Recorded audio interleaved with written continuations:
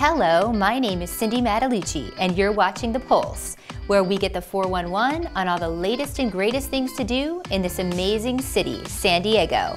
From the newest bars and restaurants to the chicest boutiques, to the gyms and the trainers that are getting the people of this city buff 365 days a year, to the place you want to go to get your spa on. I'm exploring it all for you and having fun along the way. So, come with me while we put our finger on the pulse of San Diego. We are live from the new Pulse Studios with our fabulous new set designed by Parker Rose Design. Parker Rose Design is the largest and most experienced home staging firm in Southern California. With 3 levels of staging services, they can tailor a package to fit your needs. For more information on Parker Rose, you can go to parkerrosedesign.com. On today's episode, we start our special on one of our favorite new local hotspots, the Headquarters. Located between downtown San Diego and Seaport Village, the Headquarters is the most exciting dining, retail, and entertainment venue. We take you inside this artfully designed open-air lifestyle center, and we show you the best of the food, the fashion, and the shopping. We then sit down in studio with 2-time Emmy Award-winning director and producer Bruce Caulk to talk about his work on Chelsea's Light and his upcoming new projects. We end our show on location with local skincare guru and dermatologist Dr. Melanie Palm from the Art of Skin MD. Dr. Palm gives us her tips for your best skincare ever and shows us the latest and greatest techniques in the industry. Now it's time for our first look at the Headquarters in Seaport Village. We get a tour of the newly remodeled police station by marketing director Megan Madrigal and learn a little bit of the amazing history. We then talk to leading renowned surfing photographer Aaron Chang and take you inside his new gallery located right there in the Headquarters.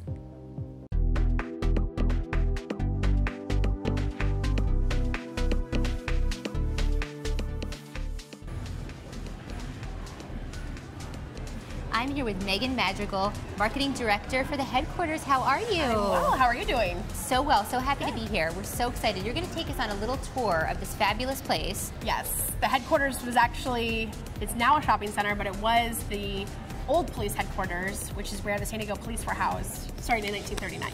Awesome. Let's go inside. So the courtyard where you saw the musicians at, they actually used to park their police vehicles in there, and then there was also the garage that they parked their vehicles in, which is now Seasons 52 and Cheesecake Factory. Yeah, and they actually had a bowling alley for the police? For the police, and they used the prisoners as pin setters. Yeah, it was on the bottom of their gymnasium. That's too much fun for police. That's 1939 for you. We love the fact that it still looks like the old police headquarters back from 1939 when it was originally built. What they used to open and close the jail cells, you would open and close, and that's why they call it the slammer, because it makes the slamming sound. Slam noise. Yes. And we've locked it, so we can't. These are really real. People. Yeah, these were criminals back in the 1930s and 40s in San Diego. Yes. Addict, smuggler, burglar, opium smoker, peddler and pimp, prescription forger, weed head, a lot of drug stuff. It's all real at the Headquarters. Each jail cell block is 2 prisoners. It has a toilet and a sink. It's nice and cool. I love it. Very tiny. Yeah, people love getting in here and taking photos. So you would come in through the main entrance where you were at the farmer's market. They would drive into the courtyard and then drop them off where Madison is, and that's where they would book them, do their lineup on the lineup wall. Oh my gosh. Yeah, see, here, this is an example. Here it is. Of them doing the lineup, yeah. And there's a lineup wall here. Look at these women, they're so beautifully dressed. God, they're so gorgeous. And this is what they wore to jail back in the day. Yeah, I know, right? They all look too nice. They wore their best dressed. So Megan, it was really important for you guys to keep the architecture intact here. Yes, so like we had stated before, the building was built in 1939. We put $40 million into the renovation. Well, and this piece here is gorgeous, the fountain. Yes, water features were original. This fountain was original. There's a fountain in the front of the building that was also original. Well, and let's talk about the upscaleness. I mean, I think what people don't know about the Headquarters is you're offering a premier level of service here. So we're about 90,000 square feet of retail here. We're very excited because the shopping center is definitely offering a different experience that you don't have anywhere else in San Diego, especially downtown San Diego. We're really happy to see the downtown residents really embracing the center as their own, and I think that is because we're offering a more upscale experience. And then, like you stated, we do have a full service concierge. They can make restaurant reservations for you, hotel reservations. You can get wheelchairs and strollers there, umbrellas if it's raining. So we really want to offer that level of service that people expect who are looking to kind of be taken care of. We want to take care of them here. And what are your hours? Tell everybody. So we're open from 10 a.m. to 9 p.m. Monday through Saturday, and then 10 a.m. to 8 p.m. on Sunday, but our restaurants do have extended hours. So basically, if you haven't been to the headquarters, you need to come check it out. Yes, you do. Thank you so much, Megan. Thank you. I really appreciate you coming down. So much fun. Yeah.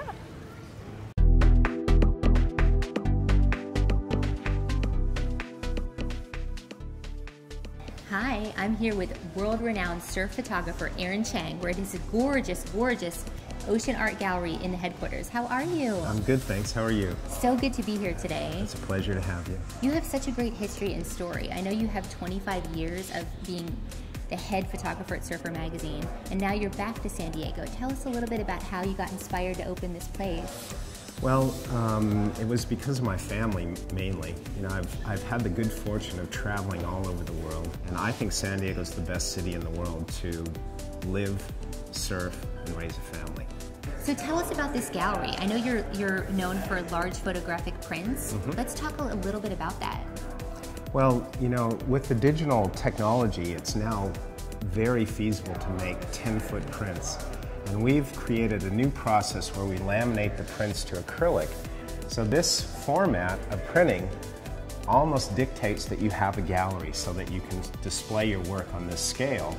Well, and how do you pick which prints you put up? We are a custom build art gallery. You choose the print you want, and then we custom build the art to fit your needs. And then the client knows exactly what it's going to look like when they get it in their home. If you want to see 2 different frame options or 3 different sizes, we can do that all virtually. Wow, sounds fabulous. It's really great. All right, so let's walk through. Sure. So in this gallery, we have a mix of local images and exotic images. We have Waimea Bay in Hawaii, we have Indonesia. There's so many pictures, but people want to see where they live done well. This is at Black's Beach in La Jolla. It's a really unique perspective on a cresting swell before the wave breaks. What's your most popular print? We have a brand new release here on the wall called Black Pearls that was shot in Carlsbad. And it has a motion blur on it, and it's very painterly, but it's still photographic art. So it straddles the fine line between an abstract and a photograph. And when I processed this negative, I got goosebumps because every now and then, like every 10,000 photos, you get something that's truly exceptional. And that's what happened with this photo. Tell us what you're doing event-wise. We're engaged in all kinds of organizations, from Urban Surf for Kids, which is an incredible program that takes foster kids and teaches them how to surf.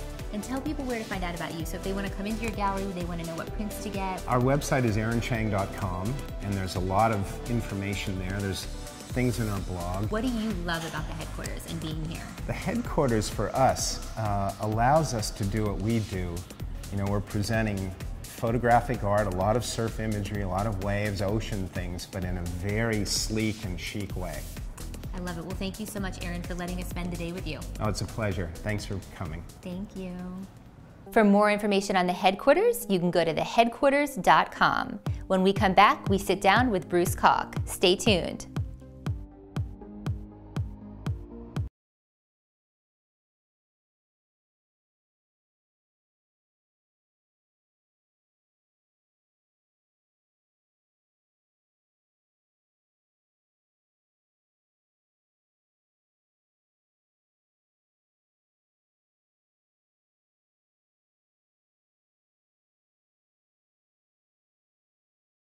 Hi, I'm Cindy Matalucci. I'm here with Bruce Caulk, 2-time Emmy, 6-time Telly-winning director. How are you?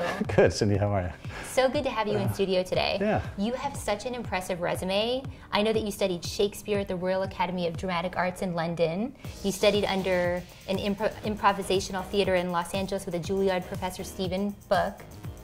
You're doing your homework. I know, and you've been a member of the Directors Guild of America since 2005. So I want to know how you got started and what your inspiration for filmmaking was.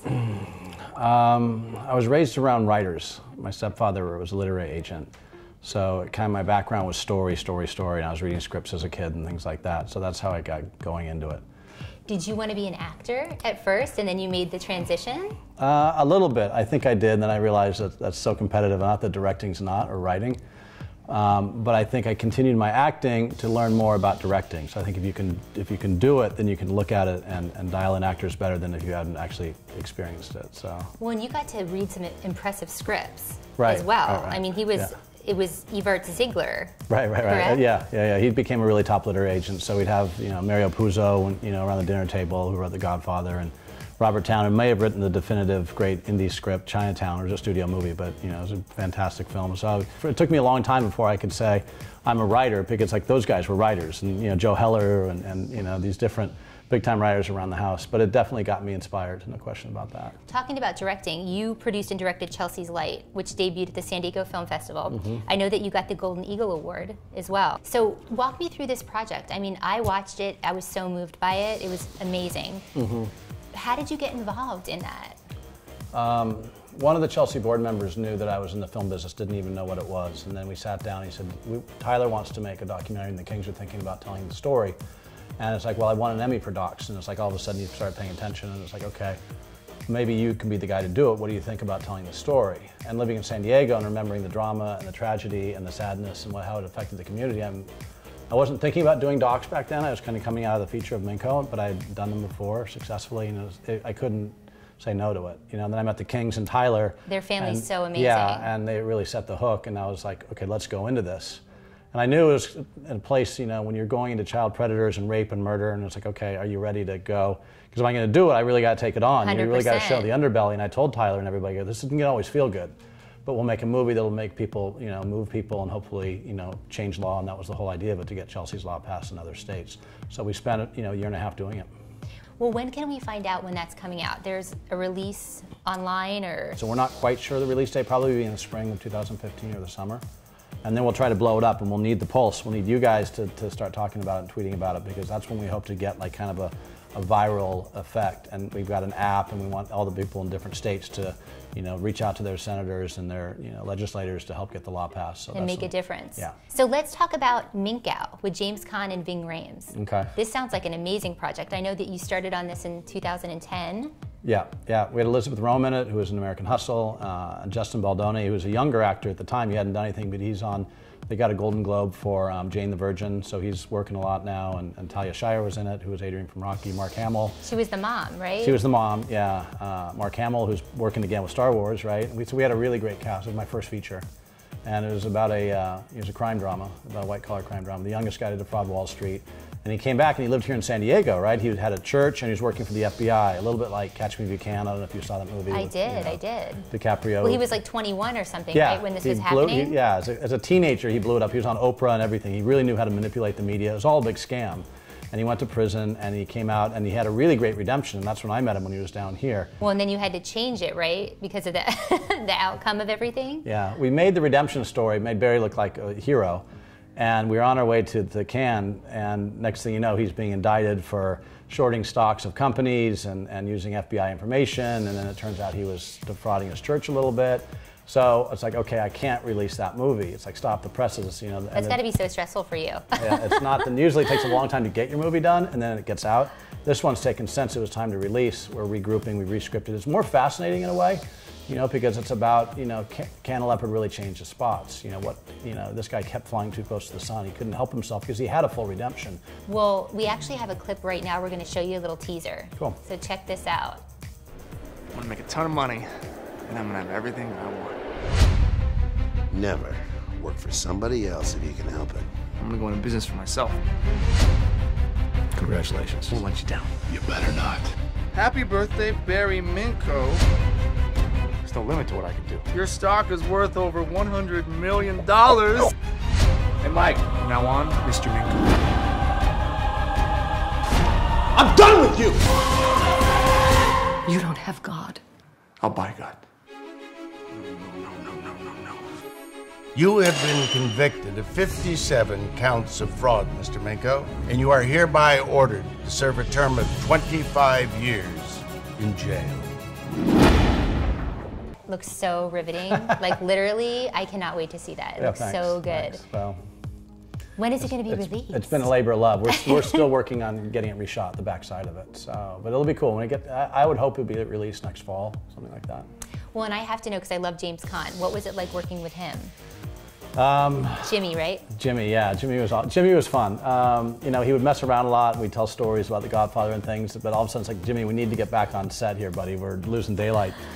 And there's a funny story. My kids were on set at the time. They were maybe 13 and 14, and we're sitting in Video Village, and I go, guys, I want you to meet, you know, James Caan. He's been in a lot of movies, and they're looking at each other. Go, I know you. Yeah, I know you. And Jimmy's like, yeah, was it, you know, Brian's song? Wouldn't be Brian's song, a little, but you know, was it, you know? And it's like, Hobbs. That's Hobbs from Elf. And he walks up to one of them, hits him in the jaw, like, you know, 30 years in the business, and they know me from Elf.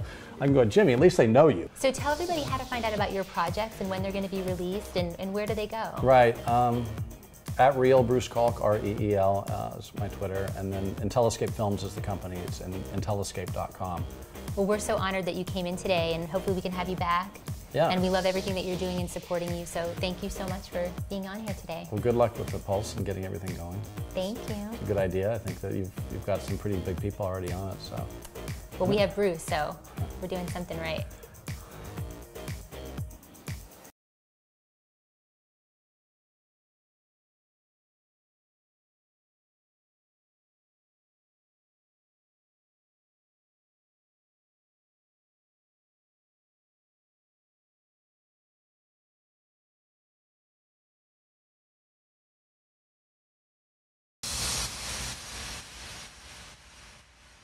Now it's time for our Pulse on the Scene segment, where we take you inside the best events in San Diego. From the philanthropic to the star-studded red carpets, we give you an exclusive sneak peek of these fabulous events. We had an amazing opportunity to be a sponsor for Yelp's Party of the Summer, a Midsummer Night's Dream, which took place and benefited the California Center for the Arts in Escondido. We take you inside this exclusive event and get the scoop on what it means to have Yelp elite status. I'm Cindy Matalucci, and you're watching The Pulse. We're here at the California Center for the Arts in Escondido, where Yelp is putting a sexy twist on a Shakespearean soiree. And tonight, I'm going to take you inside. Are you ready? Let's do it.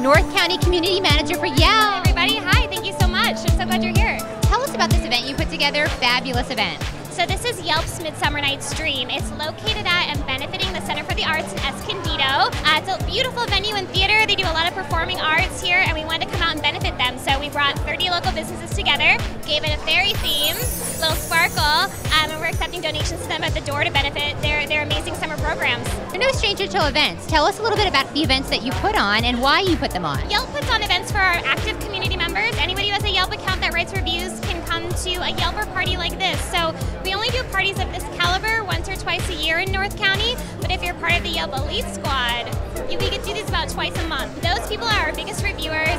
They're representatives in our community. They're locals in the know. So we throw them events all the time, but you got to be elite to know about those. Got to be elite. You got to Yelp.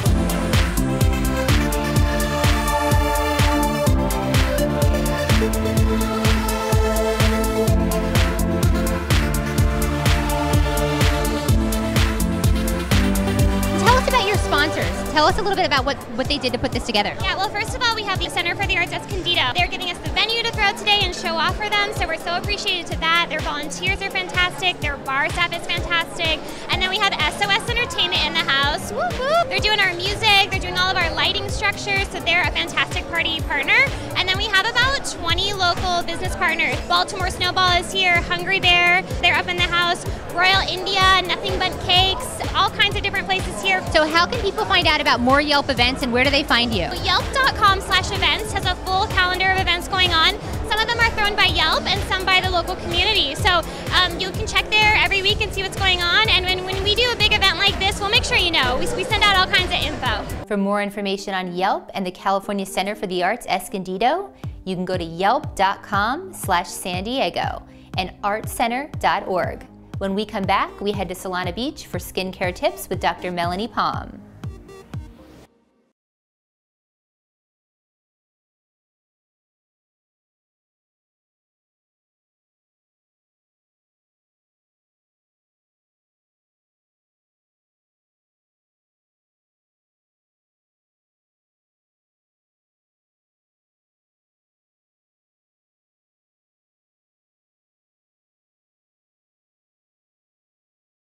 Everyone wants great skin, especially in Southern California.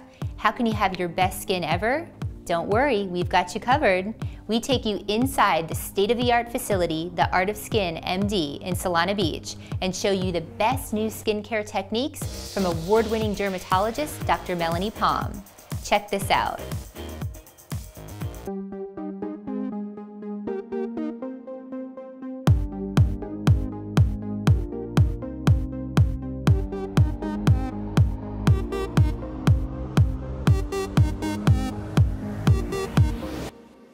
Hi, I'm Cindy with the Pulse of San Diego. I'm here with the fabulous Dr. Melanie Palm, skincare guru from the Art of Skin MD. How are you? I'm good. Thanks for coming in again, Cindy. Today we're in your state-of-the-art facility, which is absolutely beautiful. You're going to tell us a little bit about skincare tips and how to look the best you can possibly look. The number one thing you can do, which I know probably every dermatologist talks about, is sunscreen. Really, two popular ones that I love by Elta MD is the Clear. It's great for acne and rosacea-prone skin. It's got niacinamide in it. So you won't break out or anything. Absolutely. It's great. It's always featured in magazines as one of the top products. I use this too. I love that. And then this is a new one that just came out that's the daily, but it's got a tint. So it's great as a primer, has hyaluronic acid in it, so it's a little bit moisturizing. It's great for winter months. Thinking about using an alpha hydroxy acids, these are great. They help build a little collagen. They help slough the dead skin cells. In the morning, using something that's got an antioxidant. So this is a vitamin C serum, really nice and light, provides a little bit of moisture. Next thing that I think is the best thing anti-aging wise is using a good retinoid. So it's going to be less irritating, cause less of the flakiness, and is so important during winter months as you're trying to adjust with this. This builds collagen, fights fine lines, helps with pigmentation, even prevents precancerous spots to a certain extent. Injectables. I know you have the latest and greatest. Walk us through that. And I think it's hard sometimes because patients see, gosh, there's now like 10 things on the market that are FDA approved and what's what. So I want to explain just a couple things that are sort of newer to the market. The first is Bellatero, and it's actually been around for several years, but I think it's gaining popularity. So it's actually used for fine little lines. So if patients have little fine lip lines, little crow's feet they want to correct, or neck bands, I've actually used that on several occasions for that. I think this is a great filler. The second thing that came out just this past year and is just a phenomenal hit is something called Voluma, and it's made by the company that makes Botox. This one is used to lift. It really is able to create cheekbones, to recreate jaw lines. We're using it really creatively in the face. Very subtle amounts, and it's longer lasting. It's FDA approved up to 24 months. Wow. Yeah. And how many treatments do you need, would so you say? You see it instantly. You know, if you look at clinical studies, they use several syringes. In real practice, we typically use 1 to 2 in a setting. Wow. Final thing, which we're actually one of the first practices here in San Diego to have this product, is called Restylane Silk. This one is like Restylane, but much smaller particle size. So it's very pretty for lip filling, under eye tear trough filling, and also the fine lines around the mouth, so it's very versatile. So this is one of the newest technologies that you have here. It is. It's called Vanquish. It just came out in 2014. This is radio frequency technology. What this does, though, is heat deeply, and it's specifically tuned to just heat up the fat compartment. So it really is an easy treatment. It's 4 treatments spaced weekly apart. You sit under this machine for 45 minutes. It feels like a warm blanket, and the average loss in the waist over a month after the treatment was over 2 inches. Oh my gosh. This is Excelus, and it actually has an attachment called Protégé Elite, which we use mostly on the face for skin tightening. This is really a body applicator. We can actually go after fat, so it can actually thin out areas of irregularities. or we can use it more superficially for skin tightening, and that's what we're doing for Carla here today. So is it like burning fat, would you say, or no, it's not? It heats it up to the point that some fat tissue just doesn't like to hang around and is eliminated just by the body's natural processes. This is the Spectra laser. It's a great laser. This is a Q-switch laser, so we typically use it for laser tattoo removals, but now we're using it at much lower levels for skin toning. So you can use it to help with pore size refinement, to help with active acne. Probably my most common application is treating age spots, but also treating melasma with this. It's so comfortable, it feels like sand pattering against the skin. And there's no downtime. No, which is great. That's amazing, because I've had an IPL and I think it was 2 weeks it took me. Yeah, so this really does, you're maybe a little bit pink, flushed like you had been running for a few minutes, but after that, no downtime. We usually see patients a little bit more frequently, but work on things gradually with this laser. So this is the Luminesse. It is. We've got an IPL device, which may be familiar as like a photofacial, treats red and brown in the skin.